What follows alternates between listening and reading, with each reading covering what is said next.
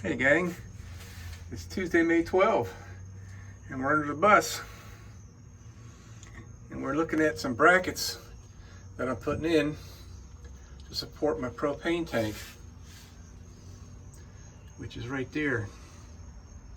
I got this really nice 20-gallon tank.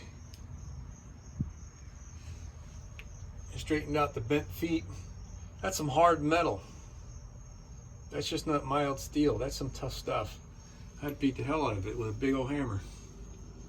But anyway, the foot that's on this side, I can bolt right to this, and it lines up just perfectly. Thank you, Barbara, for pointing that out to me. 1, 2, 3 bolts right into that. And on this side, our bolts are here. 1, not going to be 2, and then number 3. And it's working out just beautifully. This is a 1/4 of an inch thick, so we're a little bit out of kilter. But what I want to do anyway, I'm a little bit higher than I'd like to be. I thought I wanted to be all the way up, but it gets me really close to this right here. I bought a RV compartment door that I'm going to install in here. It's 24 inches wide and 12 inches tall. And when I have it to its highest point that I would like to see it,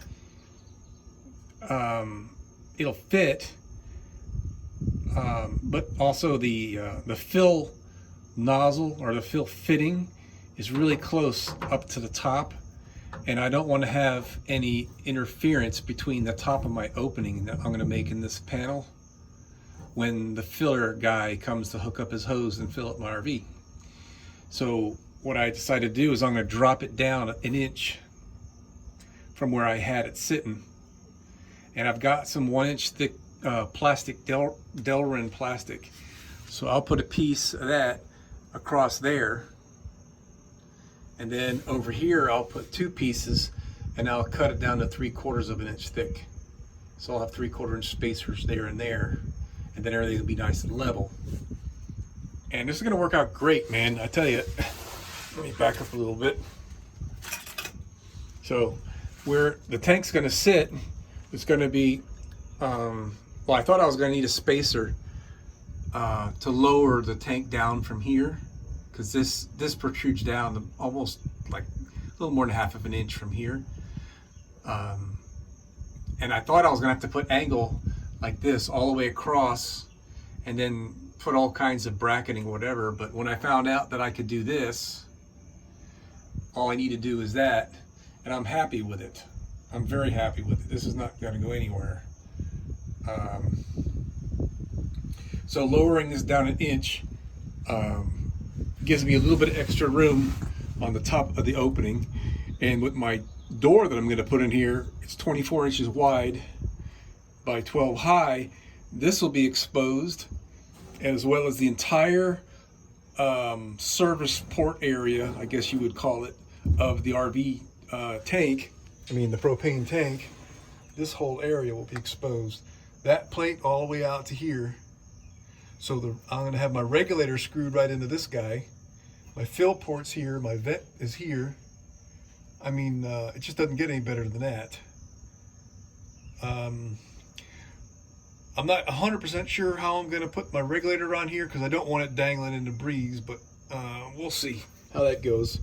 But for now, I've only got 1 hole in the bus so far right there with that bolt in it.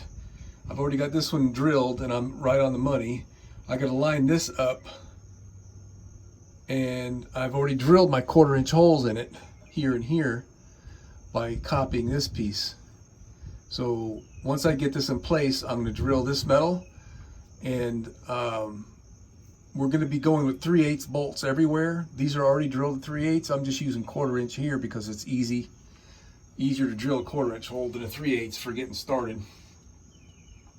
So I'm going in steps. I'm using this, like, I don't know how many 64ths. It's about 1/8 of an inch as my first pilot bit, and then up to the 1/4. And I mean, I just don't want to work that hard. So let me get to drilling on this thing, And once I get all these holes drilled to proper size, which I hope to get done tonight, I can put paint on these guys, and in a day or two, the bolts that I ordered from McMaster Car will be here, 3/8 grade 8 bolts, and that paint will be dry by then, so we'll be good to go.